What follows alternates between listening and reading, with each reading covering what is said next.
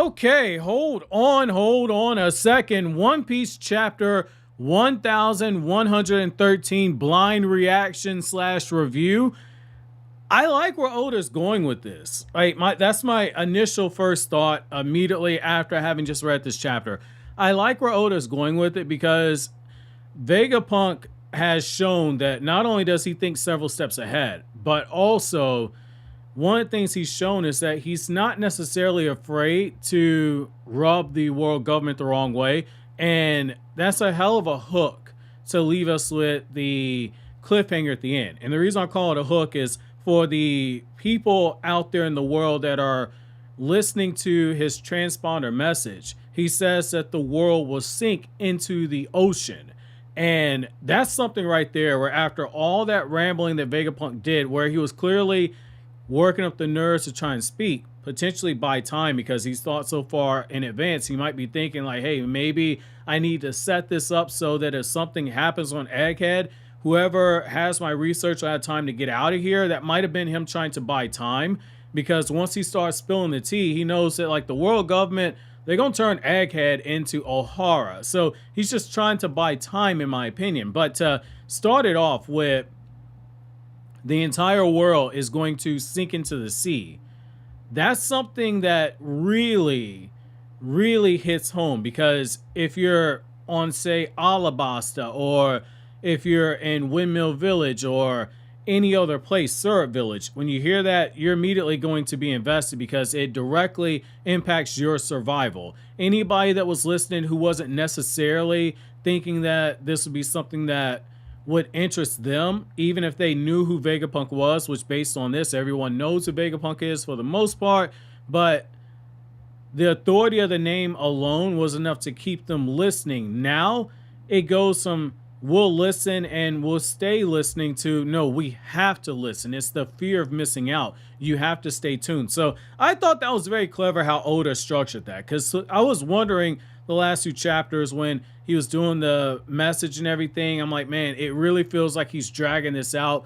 And to see how we're getting a potential payoff being set up here, very, very, very good. Now, to back up though, what I like is how we start getting some of this set up from the last chapter, or rather some of the payoff from last chapter, where you have the transponder snail and you know that, hey, this one's about to get crushed, but we see the Vegapunk records that are on full display, and you see one of the elders beginning to walk up behind the transponder snail, and you're thinking, man, Oda's really going to go through with it. We're going to be in a situation where right before he gets ready to say something, we get clickbaited, and that all of a sudden the transponder snail is going to be stepped on and the transmission is not going to go out. And if you thought that, then you're definitely like me, because I thought Oda was just going to troll us with something like that. And I was about to be very pissed off.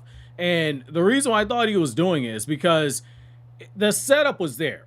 Because you got the elder raising his foot right behind the transponder snail, and then it just cuts all the way back to the Syrup Village. And once that happened, I just started speeding through the chapter because I'm like, dude, wait a second, he's not going to do this. I was like, Oda's gonna break my heart here, and that's not necessarily what happened. So I give Oda props because he did set this up in a way where the engagement's there to make you keep speeding up, and so it makes some of the scenes, like let's say Kaya and she's talking to the members of the Usopp Pirates, and she's like, yeah, you know, Dr. Vegapunk, he's pretty amazing in medicine too. And at first I'm going, okay, that's kind of funny, you know, my guy's like, yeah, you know, I know, right? And all of a sudden he's getting called out, and it's like, dude, like, you don't know anything about Vegapunk, read a book. But the reason why I kind of thought for a second, like, hold on, like, that's the Usopp Pirates. As soon as I saw it, I'm like, man, it has been a few years since Syrup Village. Because my first reaction is like, man, those guys have gotten big, but it makes sense. We had the time skip. But the next thing we get is we see more places reacting, where you got Laboon watching in the background. You got the Navy that they're taking their precautions. You got the people from Vegapunk's home, where on one breath they're talking about how Vegapunk was the pride of their island, and then on the next breath they're talking about how Frankie was the pride of his island, which that adds another layer to just the fact that, like, this is why Vegapunk and Frankie have to continue to have interactions in the future. Not going as far as to say Vegapunk joins the Straw Hat Pirates. That's not going to happen, in my opinion. But I do think that even though Vegapunk's transmission was set to air with his heart stopping, Oda's got something planned here. I wouldn't be shocked if, like, say potentially this becomes a situation like what we had with Roger's crew, where Roger's crew picked up a stray from Wano. It could be a situation like that. I'm not always sure. The next place that we end up visiting is Bird Kingdom down there in the South Blue. Then we get to Pirate Island. Then we go all the way back to Egghead. And it's like test. And it's like, wait a second, like, get to it, Oda. And then all of a sudden, the transponder snail gets stepped on. And when it gets stepped on, I'm like, oh man, that's it. But then all of a sudden you realize, wait a second, there are decoys here. That wasn't the main transponder snail. And that's so brilliant because it's just one of those things where the real transponder snail might be hiding in plain sight. And that's basic strategy right there. Sometimes the most obvious place is the place that nobody goes to look. And so I did like that Vegapunk came up with something so simple that it was brilliant and is fooling the members of the five elders. And it's also something where you can see, even though they're saying like, hey, York, if you want to be a celestial dragon, you really need to come up with where you would place it because you are Vegapunk. And the reason why I like that is, in theory, you would jump to the conclusion that she should know where it is and possibly she'll figure it out. But I think this might be something where she figures it out a little too late. And so Vegapunk says like, hey, it's time to get the message from being started. And as the elders are trying to figure out like, what is it he's going to say? And they start jumping to the conclusion of what York said, that he carried out O'Hara's research and that's where it really hits me. Because it makes me realize, like, we all knew that Nico Robin was going to have a very important impact on the future of the series. That flashback that we got with our origin story really hammered that in. But now, with something like this, and us just getting the walk back to what happened with Clover, and we had earlier in the arc where we saw Dragon meet with Vegapunk out there at O'Hara, it's one of those things where you kind of look at it and you now realize Nico Robin, at least for me, like, you might have jumped on that conclusion, but I hadn't quite yet. Nico Robin might be the most important Straw Hat. Now, again, I might be late to the party. I'm probably late to the, but that's the brilliance of One Piece, in that there's so much going on, so many different moving pieces, and Oda just such a good job at storytelling. Sometimes it can be easy to say, well, you know, like, she's important, but like all this other stuff's going on, so you focus more so on that. And I like how in this same chapter where Vegapunk is talking about continuing O'Hara's legacy, we also have it where one of the elders, Saturn, directly tries to attack Nico Robin. This is Oda connecting the dots for people like me that, again, like, I've read One Piece and gone back and reread chapters and everything, but even I've kind of like downplayed Nico Robin's significance. And maybe that's just because I'm not a big fan of Nico Robin, so I kind of do speed through some of her scenes. I'm not even going to lie about that. I don't hate the character. I joke about the character, but Nico Robin for me is one of the least interesting Straw Hats in my opinion. I know it's a hot take, but I say that to say Oda, with the way that he webbed this chapter together, managed to boost Nico Robin back up further in my One Piece character list, where I've fallen in love with her all again. And that's just the mark of a great writer, where he can pull you back in even if you lost interest. And so we then shift over and you have Sanji, and it's like, my man Sanji's not going to beat the pedophile allegations. Like, I already know, based on what some patrons have told me, like, you know, Sanji's got the pedophile allegations because of what happened on Cake Island with Pudding. But it's like Sanji's racing in. He's like, the only person who's going to score points with Bonnie is me. And it hits harder because we know Bonnie is a minor. We know that she's a child. She just has the body of a grown woman, which that's like, oh my God. Like, and I can't even say anything because, again, like, when I saw Bonnie's design, I was like, man, she's freaking hot. Like, I fell for it too. So it's like, I can't really joke on Sanji like that, but boy, do I want to crack the jokes. But Sanji steps in, and for a moment, you're thinking, okay, Sanji's in super simp mode, but then Bonnie gets in a situation where she goes into her giant like future, and she just immediately resizes, and now Bonnie's getting into the action. And it's just kind of showing, again, like, Bonnie with that power, she has potential to be cracked. Like, the moment she matures, she's going to be scary because, and you could argue because she's a child and has a child's way of viewing things, she's already scary. But it's one of those things that she becomes an adult and she maintains that childlike way of thinking the way that Luffy does, but also having some of the seriousness that comes from just having gone through life and having been an adult and having endured.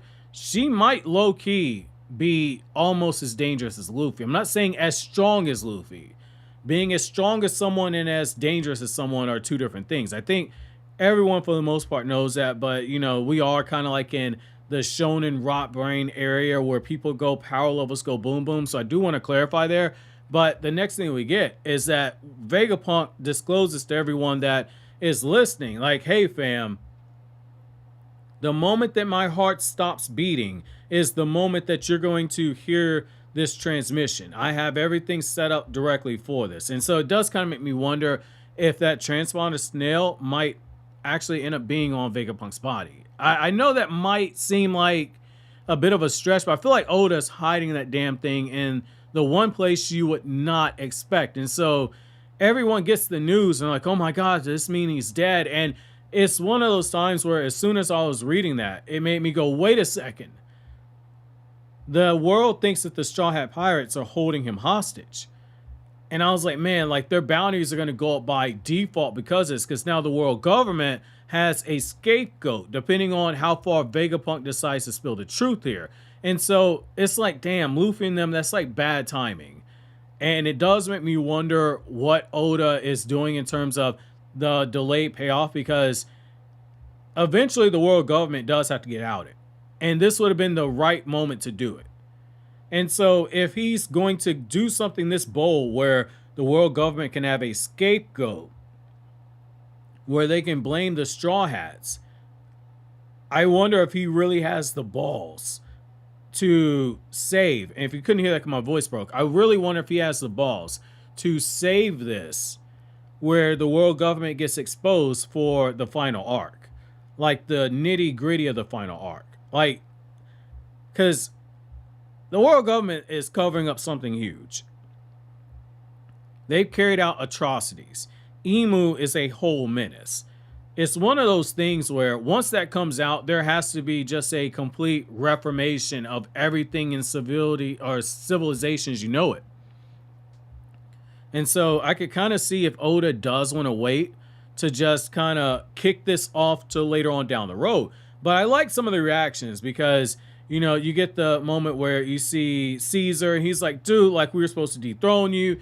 You got Morgan's where he's going, dude, like, how am I going to save my papers? And I got the biggest laugh out of me when I was reading the chapter. I was like, holy shit, man. Like, this man's getting the scoop of the century, but he's mad because he can't sell it. It's like, dude, like, you could write about this and still get it. But I understand it, though. Like, from a business perspective, I do understand it because an exclusive makes you more money. So I do get where he's coming from. But, man, when I tell you I popped when I read that, I was laughing my ass off. And so Vegapunk then goes on to say, I don't want to necessarily cast people in good or evil, but the people that are doing this, they may have already rendered judgment onto me, but I'm not going to label things as good and evil.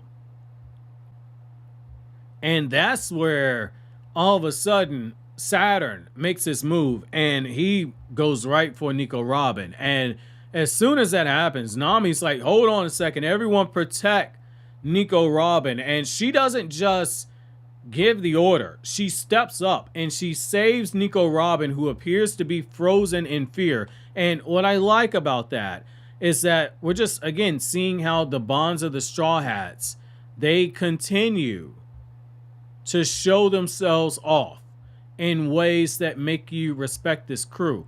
All of them did not hesitate, despite knowing they're staring certain death in the way. Nami shields Nico Robin by jumping onto her to try to get her out the way. Chopper looks like he's taking a blow. Nami, at the same time that she's shielding Nico Robin, she's also doing her best to try and protect her with her weapon. You also have Usopp firing off. You got Brook getting his attacks in. That's one of my favorite panels. I say this a lot. It seems like the further I get into this damn franchise, the more I get favorite panels. That's one of my favorite panels. I do wish that wasn't a double spread, just because like when I buy the physical volume of this, it's not going to show up as well as on digital. That's the one thing I do dislike about double spreads. But that whole bottom right panel where all the Straw Hats are protecting Nico Robin, that low-key brought a tear to my eye. Like, I legitimately, when I got to that part, my eyes were watering for a second. Like, I know I'm going to have some patrons that are going to get on me about this, right? Because, like, as much as you meme Nico Robin, you mean to tell me a scene like that got you emotional? You're damn right it did. One Piece is one of those series, man, I swear to God. In the moments where I don't think it's going to affect me, it affects me. No series has, I know I'm rambling a bit, but this is a reaction. Like, no series has made me laugh and cry and rage the way that One Piece has done. Like, I can't go as far as to say it's my favorite series, because I need to see how Oda's going to end this. But man, this has been one hell of a pleasure.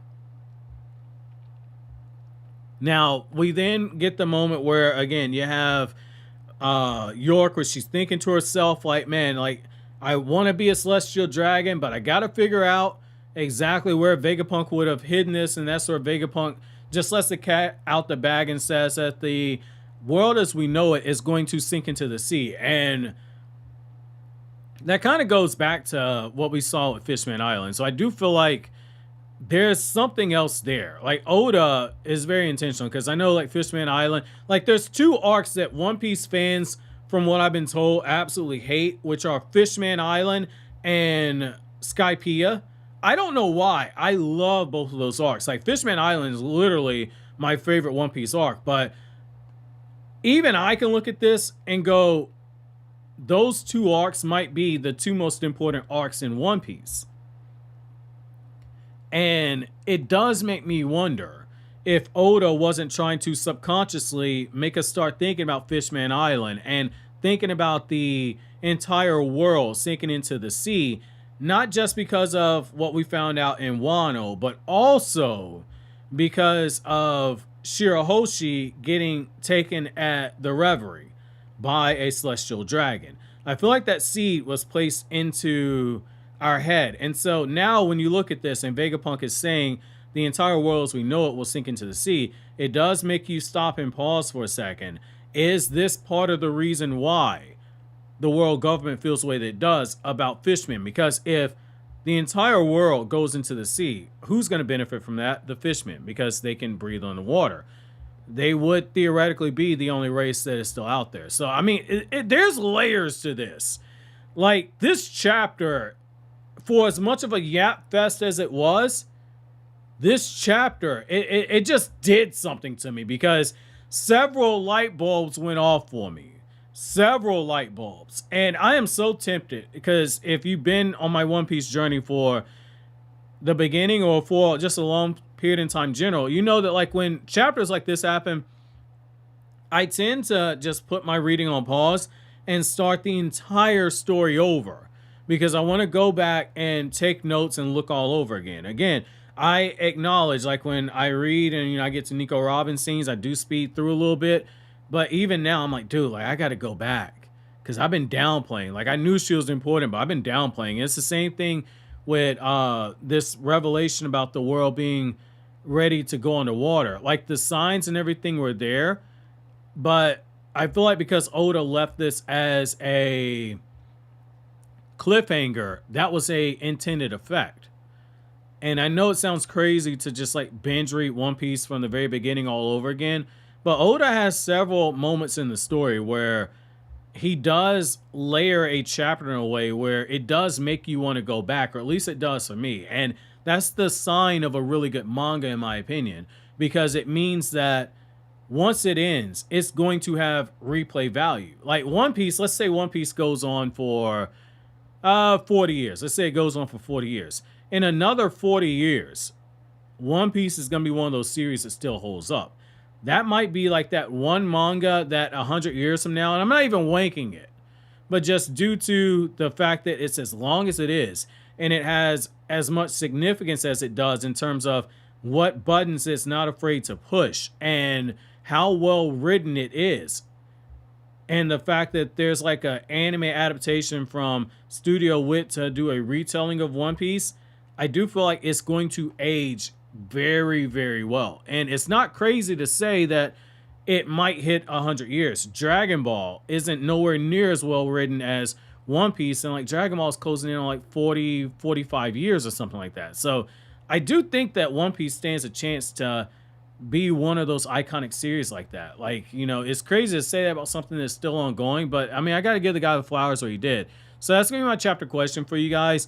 Do you guys feel like the world as we know it going into the sea is exactly why the world government hates fishmen? And also, where did you think, I know some of you guys watching this are already ahead, where did you think Vegapunk was hiding the real transponder snail? Did you think like Mio's on his main body? Let me know down in the comment section below. As always, guys, if you like anything I had to say, don't forget to comment, rate, subscribe, and share. Thank you so much for watching only to the end. Have an awesome day, guys.